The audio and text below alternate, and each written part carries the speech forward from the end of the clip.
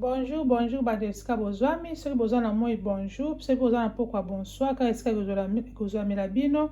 Kombo na ngai ezali Mimi. Soki ezali bano liboso tala ngai. Oyo ezali chaîne Mimi Kaka TV. Lelo susu na ye na nini? Lelo na ye ko présenter moi recette. Oyo tokeba na kosala. Lelo tokeba na ko partager nini? Tokeba na ko partager tilapia yako. Tilapia ko tumba. Tokeba na ko na four. Tilapia na ngai yangoyo. Na sina sukoli yango déjà. Na longi ba salite nyonso. Jeune fille. Na lakisa pende na kosukola mbisi na gratter babilo so mwindo ana fike tamuta kolia esala ba bololo te tilapia na ngai yango mibale tokoyeba na kotia na four pour la tilapia na biso toza besoin nini pour la tilapia na biso tokolia pe na makembe na okali na makemba tokolia na makemba tilapia na biso pour la tilapia na biso sala ni lelo toza na posa ya ndembe yango wana naza na posa na kotia mwa piment bien pilipili sokola ka pilipili te ça ne dérange pas kotia na yo te toza pe na posa ya ai na biso yango wana tokotia lemon ya citron na biso yango toza na litungulu toza na gingembre na biso pe tangausi ezana toza na nutmeg na biso kuta esili na somba toza pe na all purpose toza na mungwa toza na mafuta pe tozali na nini na ba seasoning na biso wana donc yango wana nalingi siko na kende na bana kokatakata ba nini nani ka babiloko na ngai nyonso na sanction esika moko apui tokoya na kati ya nini na kochaka dembuma ya ai na kocha dembuma ya ai na kocha ba ai nyonso te po eleka makasi na kocha dembuma ya ai na kocha pe na mwanda batangasi nyonso ya mobimba oyo te na kocha ka mwanda mbu na olonga tama partout yo na kati ake konika biloko na ngai nyonso après tokoyeba na kokutana soki nano osabone na Mimi Kaka TV te jeune fille jeune garçon papa mama s'abonner na Mimi Kaka TV pe soko s'abonner ko bosa ta ko cliquer cloche de notification nzambe ya koyeba na kopambola yo soko sepera ba vidéo ya Mimi Kaka TV pourquoi pas ko partager pourquoi pas ko liker pourquoi pas ko commenter donc pour un avancement toujours ya chaîne ya Mimi Kaka TV bozala toujours branché jeune fille ozo kola kolamba zo opportunité ya koyeba na koyekola kolamba tango okendaka libala na yo omoni ke okozala na problème pa mingi te sikoyo natiki bino nakende kosukola ba légume na ngai na nikango après na kozonga na kolasa bino nde nini na koyeba na kosala na koyeba na koassaisonner nini tilapia na ngai tokutani ebandeko sikoyo nasisi ko blend ya nini na ngai yangoyo il faut kotia mafuta jeune fille po mafuta nde kosala ke mbisi na yo ekauka te ekangama te otie mafuta na yo moko ebikalita biloko nde ezali otie mafuta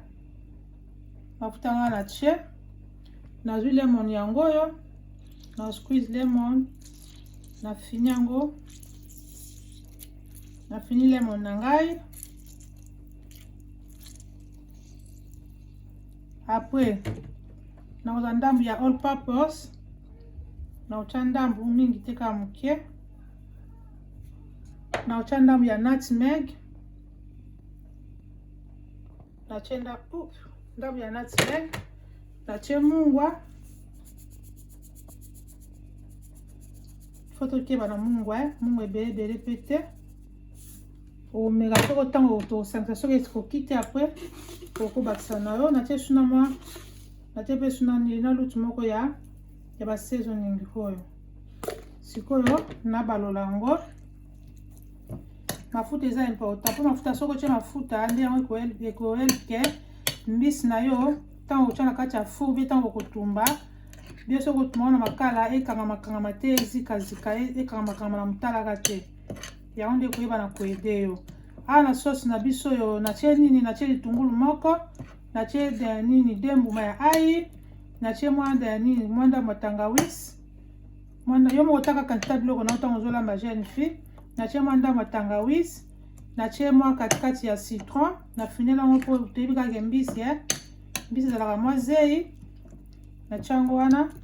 après natiaki mpe na mwa seleri ndambu natie mpe na mwa ndembi donc nani nasangisi mpe na ba seasoning na ngai natie all purpose natie seasoning oyo eza jambo te eza ka seasoning na baloi na kati natie muscade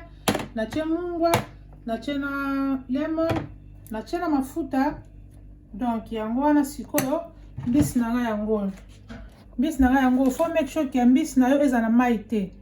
il faut make sure que so mbisi eza na mai omake mungwa penza ekanga penza te tango sisi boye tiango wana esila mai après nde okoyeba na kosaison omoni ke mbisi eza nango na mai te sikoyo nasala nini napusana nini kote sikoyo nasangisa nini nasaisonne mbisi na ngai bozala nasuka na maboko mpona kosimba yango naza na gloves te naza na gant te sikoyo nazala sauce na ngai oyo nakokosa na kati ya fish na ngai donc jeune fille kolamba eza important kolamba eza base soki kolamba te tala bavideo ya bacooking mingi omoni ke osala nini ekoyeba na koede yo kolamba eza donc kolamba eza base donc maboko eza nango propre ozokotisa kosa na kati awa po esala ekotama bamungwa okoti na bakati wana na bamitu partout banini na onikiniki yo pakoli na okoti na kati ya bamisuni mpona helpi yo après ofandisa yango pendant 1 heure du temps mpo mungu ekota bien so na sisi awa nafandisa yango pendant 1 heure du temps après nakoleka nakalinga makemba na ngai donc tokoyeba na olongo na makemba okalinga donc nde kaka moko olingi soki olingi na fufu kaka yo soki olingi na loso kaka yo soki mpe na kwanga eza kaka selon goût na yo donc sauce na ngai yango nazobakisa kaka sorry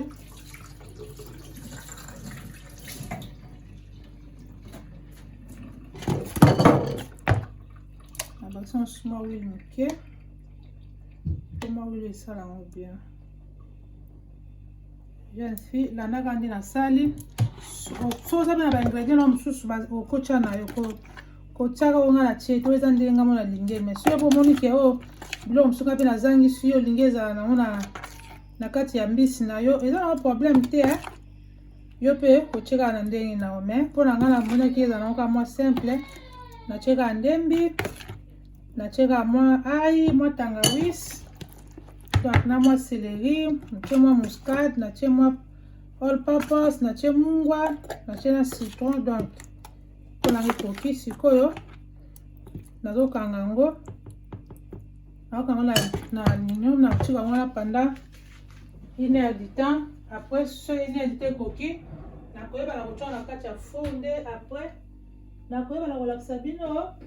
présentation nango ndenge ekoyeba na kobima donc boza toujours branché tala video oti na suka jeune fille oyo ozokola kolamba otali video oti na suka ekoyeba na koede yo toza wana mpona bino mpona koede bino kolamba bayekolaka kolamba esila nango te donc on apprend tous les jours ata mpe biso baoyo toza koprendre tous les jours donc nakangi yango boye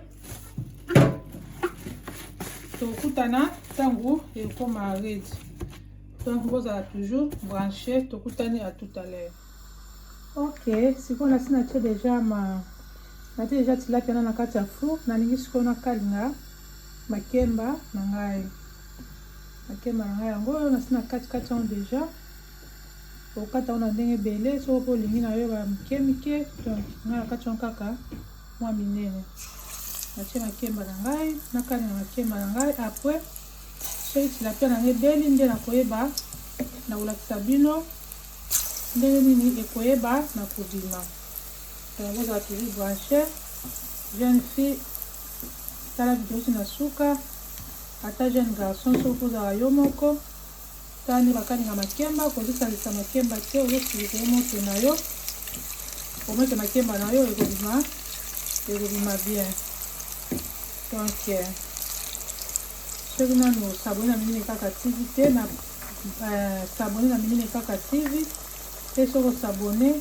kobosana te na koklike cloche ya notification eza vraiment important mpo soki kaka minene kaka ate video na ye okozala notifie mpona kozangaka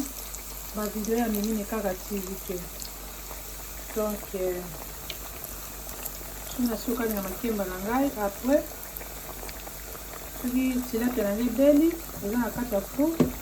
nakoyeba na kolakisa bino présentation ndenge nini ekoyeba na kobima. Jeune fille ozoyoka kolamba tala video ebanda eti na suka kozape video te, eza kaka mpona